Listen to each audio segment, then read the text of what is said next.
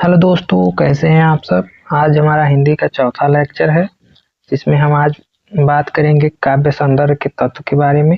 जिसमें हम आज पढ़ेंगे रस, अलंकार और छंद। तो शुरू करते हैं। तो जैसा कि आप लोग जानते ही हैं, हमने इसके पहले भी तीन लेक्चर लिए थे, जिसमें हमने हिंदी गद्य के विकास का संक्षिप्त परिचय और दूसरा हिंदी पद्य के विकास का संक्षिप्त परिचय कंप्लीट कर लिया है।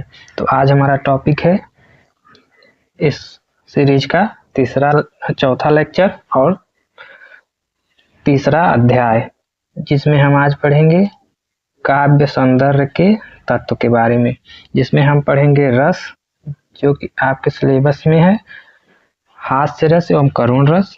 और फिर पढ़ेंगे हम अलंकार, जिसमें हम पढ़ेंगे उपमा अलंकार, रूपक अलंकार, उत्प्रेक्षा अलंकार। फिर हम पढ़ेंगे छंद, जिसमें होगा सोरठा एवं रोला। इन सभी को एक ही वीडियो में 20 क्वेश्चन के माध्यम से हम कंप्लीट कर लेंगे, जो आपके परीक्षा के दृष्टि से बहुत ही महत्वपूर्ण है। तो रस जो है वो आपका प्रश्न संख्या 11 में दिया होगा। रस आपका प्रश्न संख्या 11 में दिया होगा, जो 1 नंबर का होगा। और अलंकार प्रश्न संख्या 12 में दिया होगा, जो 1 नंबर का होगा। और छंद प्रश्न संख्या 13 में दिया होगा, जो आपके 1 नंबर का आपको हम देखने को मिलेगा। तो वीडियो को देरी न करते हुए हम लोग अपने एमसीक्यूज बेस्ट क्वेश्चन की तरफ बढ़ते हैं और वीडियो को शुरू करते हैं। तो यहाँ दिया हुआ है प्रश्न संख्या 1, हास्य रस का स्थायी भाव। तो आपको सिर्फ जैसा कि हास्य रस और करुण रस ही पढ़ना है, तो आप सिर्फ यही ध्यान दीजिएगा कि कहाँ हास्य रस है और कहाँ करुण रस है। और किसी भी रस के ऊपर आपको ध्यान ही नहीं देना है, क्योंकि आपको सिर्फ यही 2 चीजें पूछी जाएंगे परीक्षा के समय में। तो इस प्रश्न का सही उत्तर आप बताइए। ऑप्शन दिया है हास, जिगुप्सा, भय, रौद्र। तो इस प्रश्न का सही उत्तर है ऑप्शन क, हास। हास रस का स्थायी भाव है हास। प्रश्न संख्या 2, करुण रस का स्थायी भाव।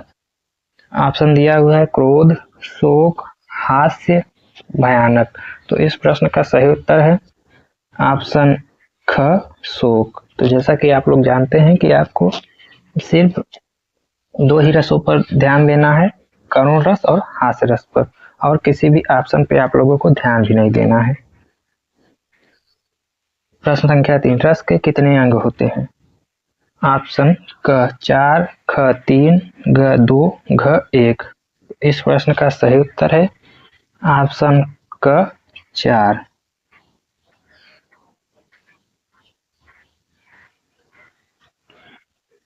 तो रस के 4 अंग होते हैं। वो होते हैं, आपको हम चारों अंग के नाम बता देते हैं। पहला हो गया स्थायी भाव, स्थायी भाव। दूसरा हो गया विभाव,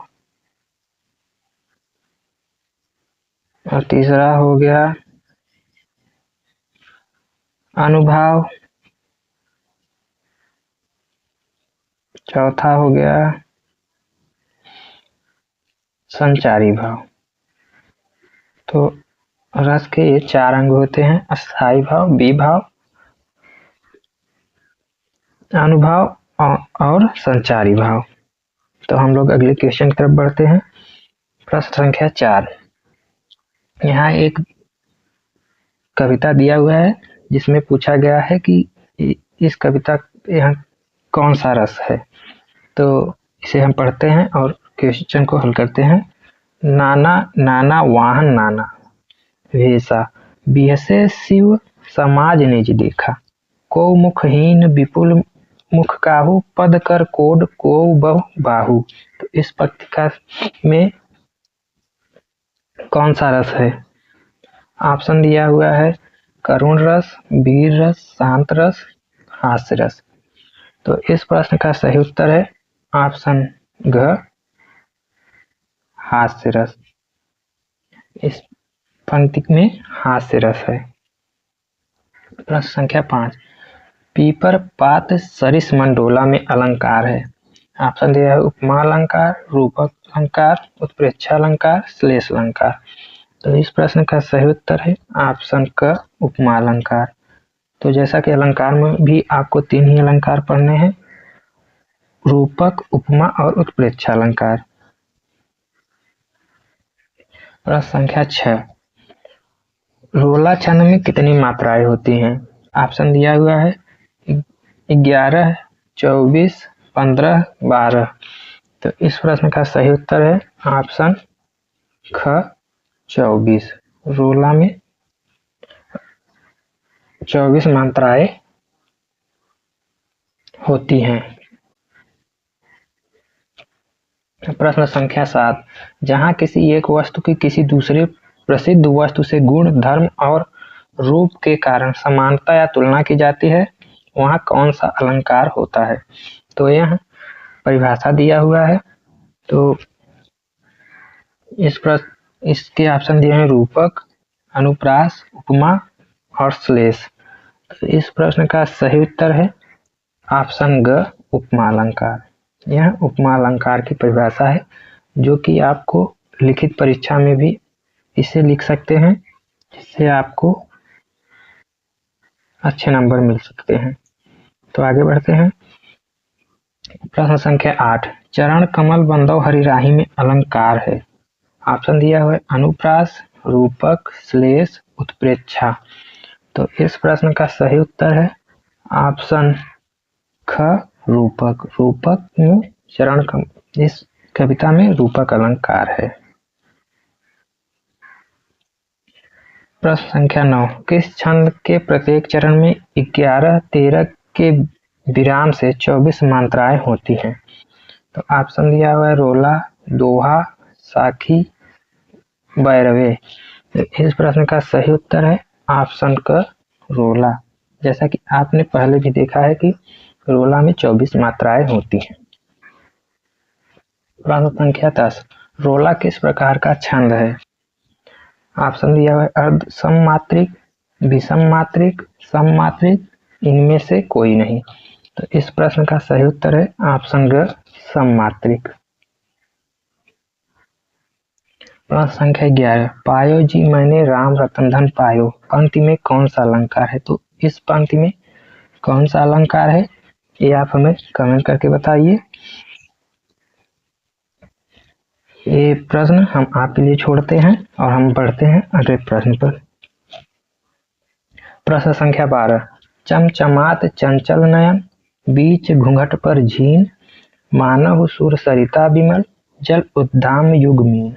उपयुक्त पंक्ति में अलंकार है। तो इस पंक्ति में कौन सा अलंकार है। ऑप्शन दिया है उपमा अलंकार, रूपक अलंकार, उत्प्रेक्षा, यमक। तो इस प्रश्न का सही उत्तर है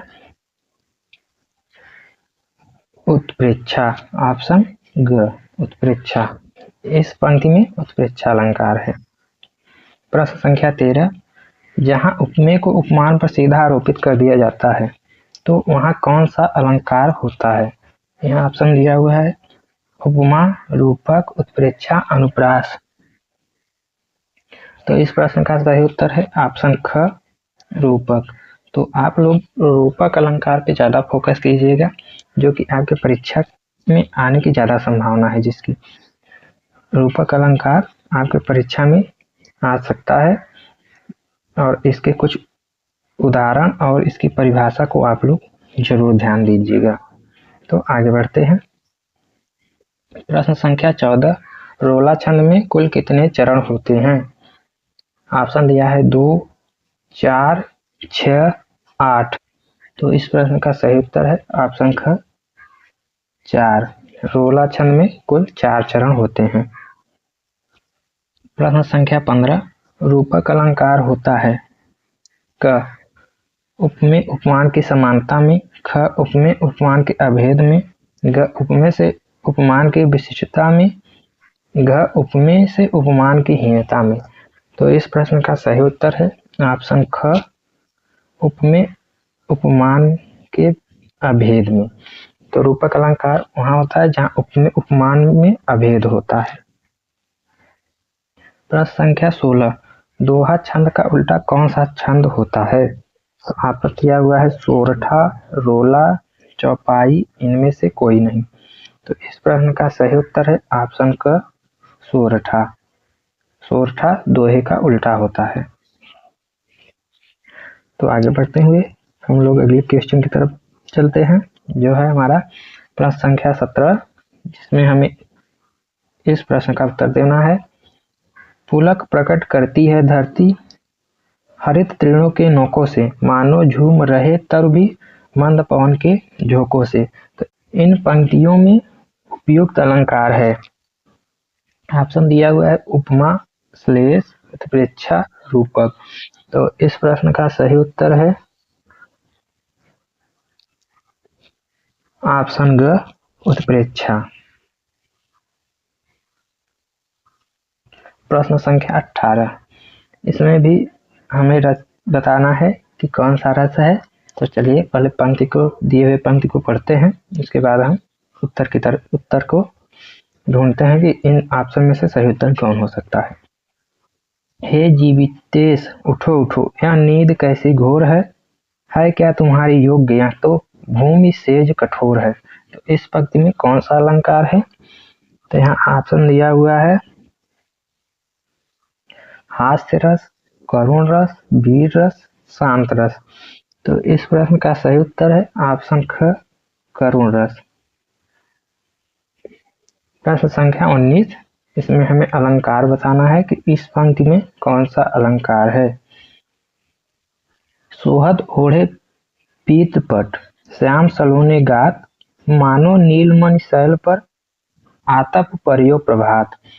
तो इस प्रश्न का ऑप्शन दिया हुआ है उत्प्रेक्षा, रूपक, उपमा, अनुप्रास। तो इस प्रश्न का सही उत्तर है ऑप्शन क उत्प्रेक्षा। इस पंक्ति में उत्प्रेक्षा अलंकार है। प्रश्न संख्या 20, पुनि पुनि मुनि उकसई अकुलाहि देख दशाहर जन मुस्काई में कौन सा रस है? करुण रस, हास्य रस, वीर रस। तो इस प्रश्न का उत्तर हमें आप कमेंट करके बताइए कि इस प्रश्न का उत्तर क्या हो सकता है। आज का वीडियो हमारा यहीं तक था।